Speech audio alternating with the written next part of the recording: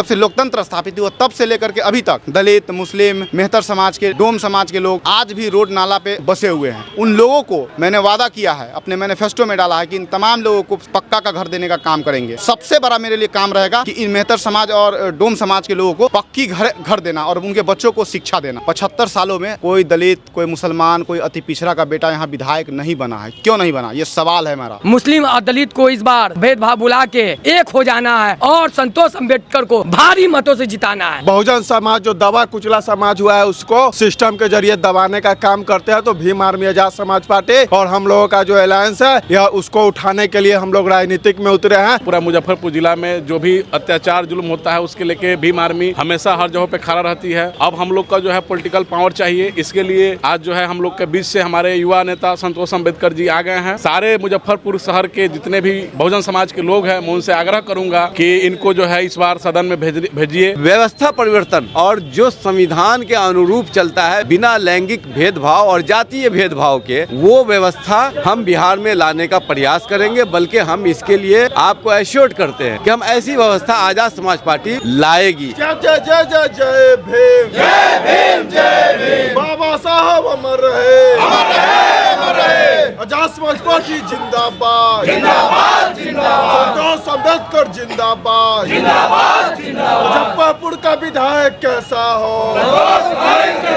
मुजफ्फरपुर का विधायक कैसा हो।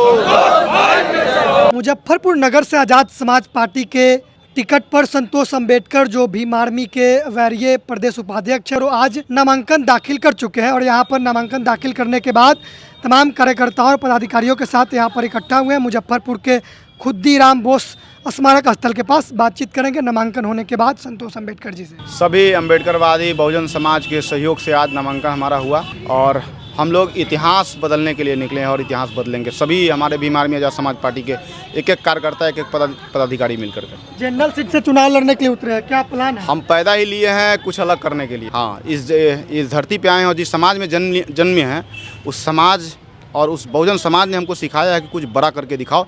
इस वजह से मैंने इस चैलेंजिंग को एक्सेप्ट किया और जनरल सीट से मैं आप सबको बताना चाहता हूँ कि कई बार से मैं कहा हूँ कि इस 75 सालों में कोई दलित, कोई मुसलमान, कोई अति पिछड़ा का बेटा यहाँ विधायक नहीं बना है। क्यों नहीं बना, ये सवाल है हमारा। इस सवाल को तोड़ने के लिए हमने प्लान किया था और इस वजह से मैं यहाँ से चुनाव लड़ने का कोशिश किया।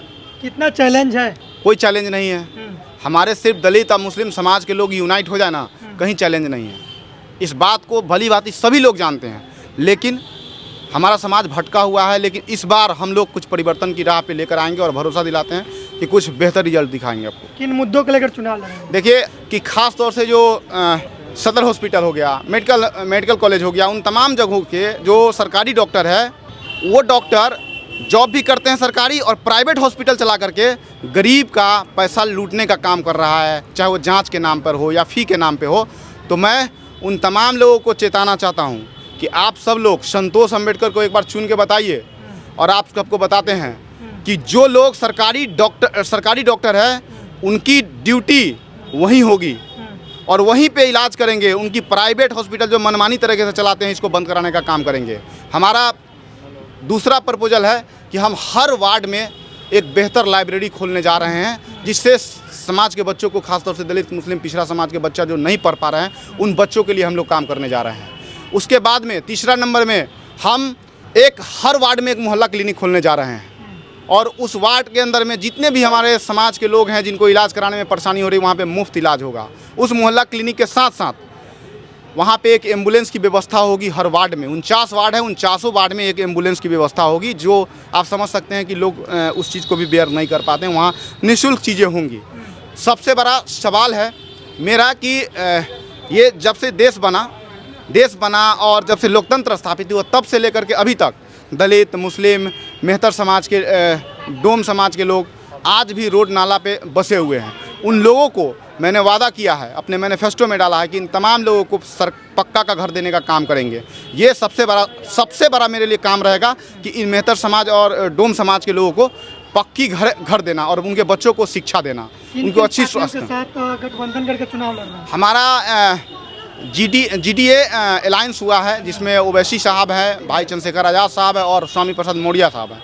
इन तीनों बहुजन समाज के लोगों ने मिल करके एक अलायंस किया है और यही चीज़ बहुत पहले होनी चाहिए थे, लेकिन अब हुआ है। और हमारे दलित मुस्लिम समाज के लोग, पिछड़ा समाज के लोग, वो भी समाज के लोग अब एकजुट हो रहे हैं। आप देख लीजिए जिस तरह से ओवैसी साहब के साथ अलायंस हुआ है, पूरे बिहार पे, पूरे देश में एक मैसेज चला गया है। और हम कह रहे हैं कि इसी अलायंस को बरकरार रखेंगे तो हम कह रहे हैं कि आने वाले समय में बहुत बड़ा बदलाव दिखने को मिलेगा। आखिरी सवाल है, नीला गमछा और नीला झंडा वाले के लिए कितना चुनौती है चुनाव में? कोई चुनौती नहीं, हम कह दिए ना कि हम 85% है।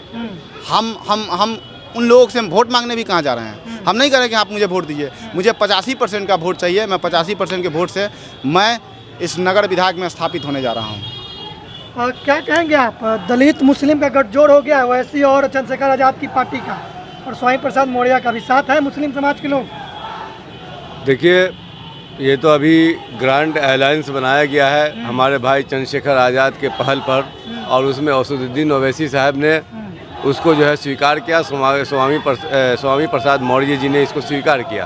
और ये बिहार के जो 20 साल से जो हमारे जो बिहार जो 20 साल से एक पार्टी हुकूमत कर रही है और 30-40 साल से 2 पार्टी मिलकर हुकूमत कर रही है, और बावजूद के हमारे बिहार में न अपराध की कमी हुई, न बेरोजगारी को जो है ख़त्म किया गया, और न शिक्षा व्यवस्था और स्वास्थ्य व्यवस्था को सुधारा गया। हमारी पार्टी जो ग्रैंड अलायंस है वो इसलिए अभी चुनाव लड़ रही है और हम लोगों के बीच जा रहे हैं कि आप जो है इन लोगों को आजमा लिया है।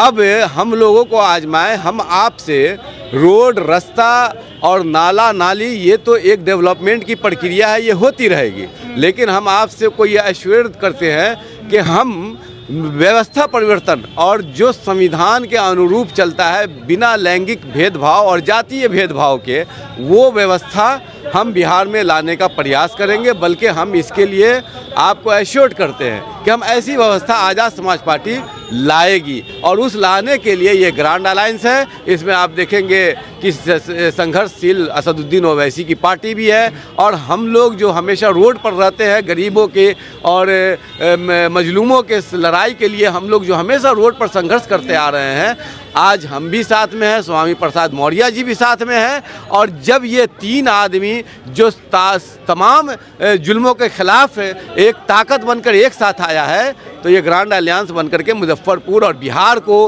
बदलने का काम करेगा। हम अपने इस आपके माध्यम से ये बताना चाहते हैं कि आप बेफिक्र होकर रहें, आप बिना झिझक जो है आप जो है वोट करें, और वोट करते समय आप आज़ाद समाज पार्टी के इन सारी बातों को ध्यान में रखें, हमारे एम को ध्यान में रखें। और मैं अपने माइनॉरिटी भाई से और दलितों भाई से स्पेशली आपसे रिक्वेस्ट कर रहा हूं कि आप जो है ये भूल जाए कि हम उनको वोट देंगे या हम वोट काटने के लिए आए हैं। नहीं, हम आप ईमानदारी के साथ हमें वोट दें। हम माइनॉरिटी से भी कर रहे हैं, अपने दलित भाई से, और हम वोट काटने नहीं, व्यवस्था परिवर्तन के लिए और जीतने के लिए पूरे बिहार में जो है जो हमारी ग्रांड अलायंस है वो कैंडिडेट को खड़ा कर रही है। लोग कह रहा है कि आप लोग वोट काटने के लिए और महागठबंधन को हराने के लिए चुनाव लड़ रहे हैं। जो लोग कह रहे हैं उनसे आप भी एक बार जाके पूछ लीजिएगा कि जब दलित, शोषित, वंचित समाज पे अन्याय, अत्याचार होता है उस समय उनको दिखाई नहीं देता है। राजनीति करने का हम लोग का एक ही उद्देश्य है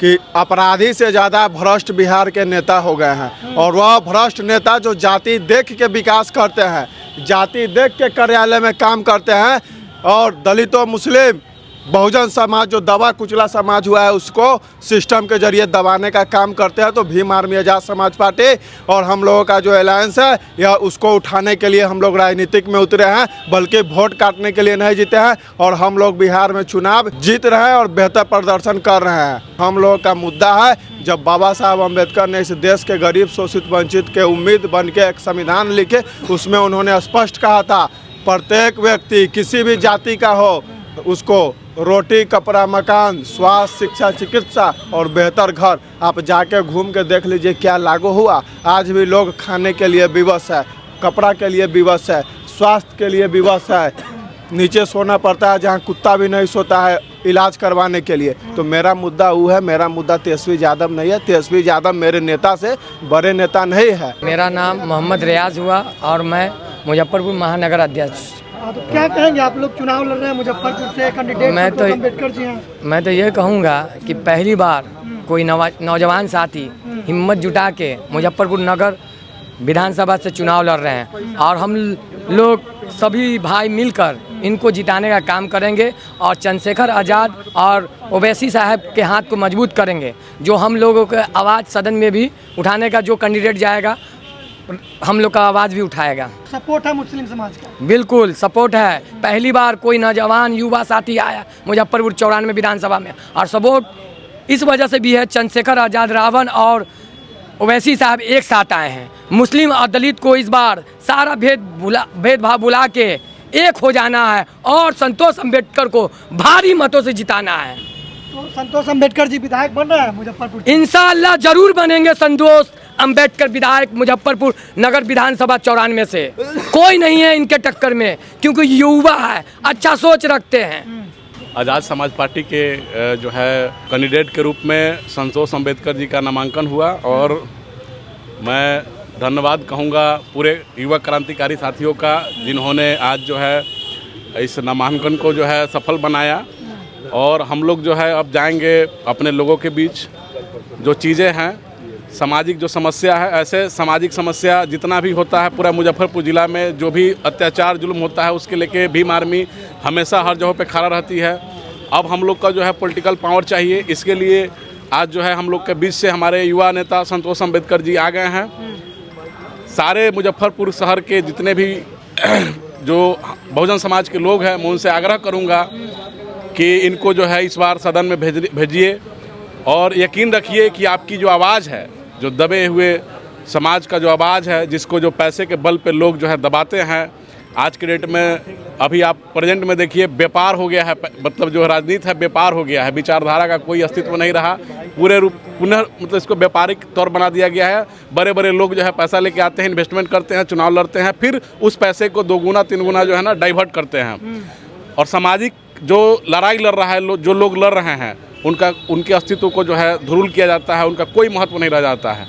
तो मैं चाहूँगा पूरे ज़िला के शहरवासियों से मैं निवेदन भी करूँगा कि इस बार जो है संतोष अम्बेडकर जी को अपना बहुमूल्य वोट जो है दे और इनको सदन में भेजें। आपकी आवाज़ को ये मजबूती से रखेंगे और शहर का शायद चुनाव जीतने के बाद शहर का रूपरेखा भी बदलेंगे।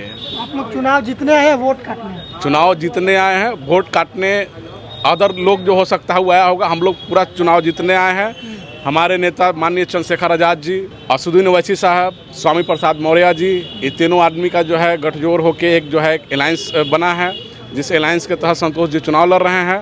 और हमें पुनः विश्वास है कि हमारा बहुजन समाज, माइनॉरिटी समाज हमारे साथ रहेगा और इस सीट को हम लोग हर हाल में विनिंग में लाएंगे।